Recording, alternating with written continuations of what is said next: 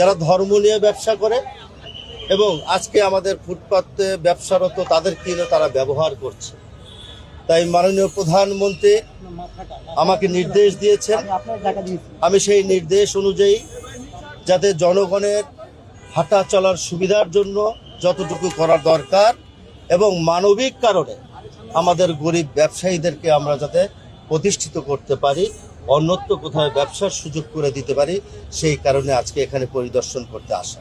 আমরা একটা পরিকল্পনা করেছি, ডিএমপি কমিশনার, পুলিশের আইজিপি সহ আমরা একাধিকবার মিটিং করেছি যে আমরা অন্ততপক্ষে মেইন সড়কগুলো যেখানে আছে সেখানে যাতে কোনো যানজট না হয়, আমরা সেই দিকে লক্ষ্য রেখেই আমরা এই পরিকল্পনাটা হাতে নিয়েছি। আপনারা নিশ্চিন্তে ব্যবসা করবেন, তবে জনগণের সুবিধা থেকে জনগণকে বঞ্চিত করে নয়। আপনারা যাতে ব্যবসা থেকে বঞ্চিত না হন, আপনাদের সকলের পরামর্শ নিয়েই আপনাদেরকে একটা বিভিন্ন জায়গায় আমরা একটা স্থানান্তরের ব্যবস্থা করব। সেটা আপনাদের কথা এবং আপনাদের আলাপ আলোচনার মধ্য দিয়ে।